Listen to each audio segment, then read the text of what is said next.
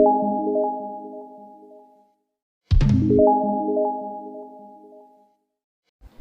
છો વિદ્યાર્થી મિત્રો, મજામાં? સરસ. તો આપણે ચર્ચા કરી રહ્યા છીએ પ્રકરણ નંબર 3 દ્વિચલ સુરેખ સમીકરણ યુગ્મો.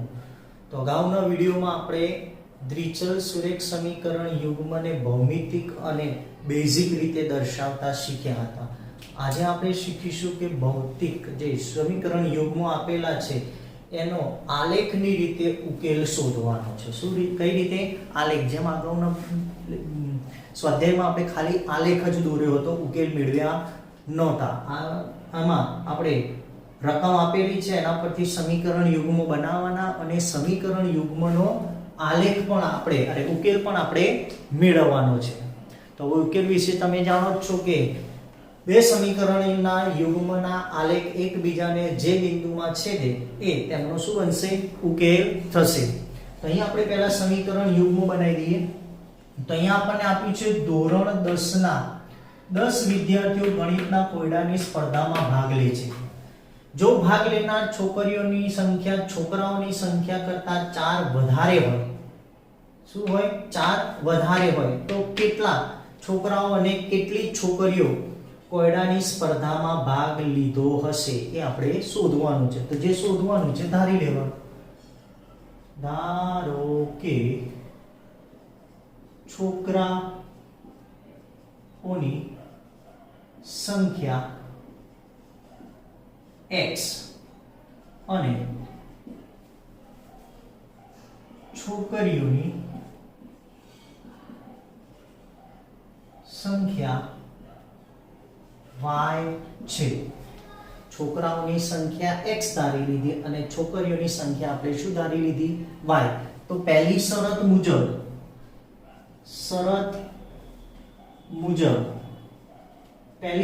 મુજબ કે ધોરણ 10 ના 10 વિદ્યાર્થીઓ છે.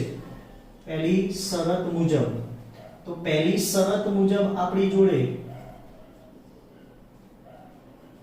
10 વિદ્યાર્થીઓ એટલે છોકરા પ્લસ છોકરીઓ બરાબર કુલ કેટલા છે? 10. તો આને સમીકરણ આપણે શું આપી દઈશું? x y બરાબર 10. બીજી શરત શું છે કે ભાગ લેનાર છોકરીઓની સંખ્યા છોકરાઓની સંખ્યા કરતા 4 વધારે છે. તો અહીંયા શરત મુજબ y એ x પ્લસ શું છે? 4 છે. એટલે છોકરીઓની સંખ્યા છોકરાઓની સંખ્યા કરતા 4 વધારે છે. તો હવે સમીકરણ બનાવવું હોય તો એને આપણે એમના એમ કરતા રાખવો છે. y શું રાખીશું? કરતા એમના એમ. તો આને સમીકરણ જો દ્વિચલ સુરેખ સમીકરણ સ્વરૂપમાં ફેરવવું છે તો શું કરીશું? આને તો y - x બરાબર 4 આને નંબર 2 આપી દેવાનો. જે સમીકરણ યુગ્મ છે. એટલે સમીકરણ 1 અને 2 એ લખવાનું. સમીકરણ 1 અને 2 જે શું છે? સમીકરણ યુગ્મ છે. હવે આ સમીકરણ યુગ્મનો આપણે આલેખ દોરવાનો છે અને આલેખ પરથી આપણે શું મેળવવાના છે? એના ઉકેલ. તો હવે પહેલો આલેખ મેળવવાનો છે એટલે ઉકેલ શોધવો પડશે. તો એના બે ઉકેલ મેળવી લેવાના, x અને y.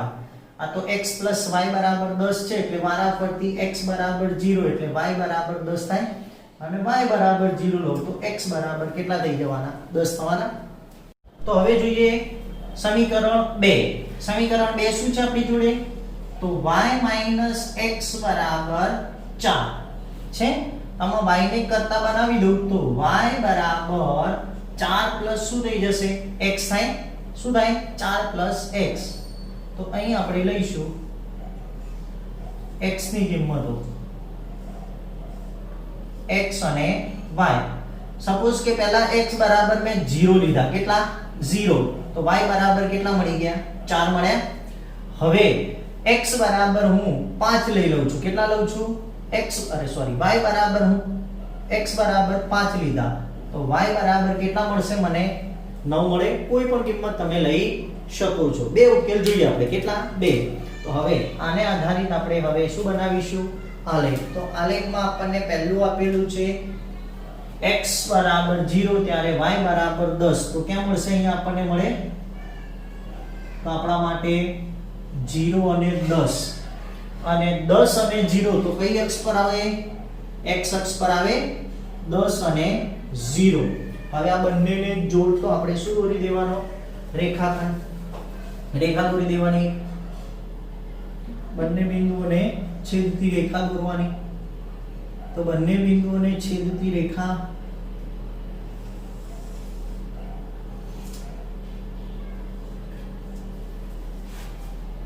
થોડી આગળ લંબાવીશું.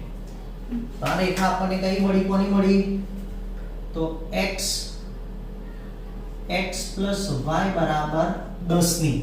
હવે બીજી રેખા આપેલી છે y minus x બરાબર 4 નો આલેખ. તો 0 અને 4. તો 0 અને 4 x અક્ષ પર 0 અને y અક્ષ પર 4 એટલે અહીંયા આવે તો આ મળે આપણને 0 4 અને હવે આવશે x અક્ષ પર 5 ત્યારે y અક્ષ પર કેટલા? 9. x અક્ષ પર 5 અને y અક્ષ પર 9 ક્યાં મળશે? અહીંયા આવશે એપ્રોક્સિમેટલી. તો દરેક વિદ્યાર્થી મિત્રોએ આલેખ તો સામા દોરવાનો છે? આપણે આલેખની અંદર જ દોરવાનો રહેશે.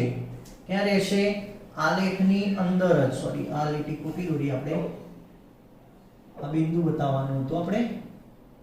આ બિંદુ હતું કયું આપણા માટે? 5 અને 9. હવે બે બિંદુ અહીંયા મળ્યા છે આપણને. આ બે બિંદુઓને આપણે જોડવાના હતા. 5 અને 9 આ બંનેને જોડી દઈએ આપણે.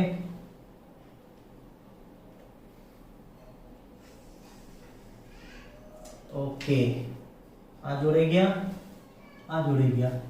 હવે આ બંને બિંદુઓને છેદતી, બંને બિંદુઓ એકબીજાને ક્યાં છેદે છે? તો જુઓ, x અક્ષ પર 3 અને y અક્ષ પર ક્યાં? 7. તો ઉકેલ મળશે તમને 3 અને 7. એટલે અહીં આપણે લખી શકીએ કે અહીં આલેખ પરથી, અહીં આલેખ પરથી કહી શકાય કે સમીકરણ યુગ્મ નો ઉકેલ કેટલો છે? 3 અને 7 છે. એટલે કે છોકરાઓની સંખ્યા 3 અને છોકરીઓની સંખ્યા 7 થશે. કેટલી થશે? 7 થશે. આ રીતે તમારે આલેખની રીતે પણ ઉકેલ મેળવી શકાય છે કે બે રેખાઓ, બે આપણે જે રેખાઓ દોરી છે આ બંને રેખાઓનો આલેખ એકબીજાને જ્યાં છેદતો હોય, y minus x બરાબર 4 નો આલેખ અને x plus y બરાબર 10 નો આલેખ એકબીજાને જે બિંદુમાં છેદે એ બિંદુ એ તમારા માટે આપેલ સમીકરણ યુગ્મનો શું બનશે? ઉકેલ થશે. આવો જ દાખલો બીજો છે. પહેલામાં બીજો આપ્યો છે, તમારે સ્વ પ્રયત્ને ગણવાનો રહેશે. ઓકે, જોઈએ હવે દાખલા નંબર 2. તો દાખલા નંબર 2 માં આપણને આપેલું છે કે આપેલ સમીકરણ યુગ્મ આપેલું છે. એક બિંદુમાં છેદે છે કે સમાંતર છે કે અથવા સંપાતી છે. તમે a1/a2 b1/b2 અને c1/c2 ગુણોત્તર પરથી નક્કી કરો. તો આપણે આલેખ ચાલુ કરીએ પહેલા આપણે આની સમજ મેળવી હતી કે આલેખની રીતે આપણને 3 વિકલ્પ મળે. એક કે બે રેખાઓ એકબીજાને છેદતી હશે, એકબીજાને સમાંતર હશે અને ત્રીજું એકબીજાને સંપાતી હશે. તો આપણે અગાઉની થોડી સમજ મેળવી લઈએ. તો a1/a2 is not equal to b1/b2 હોય ને તો રેખા એક બિંદુમાં છેદે છે.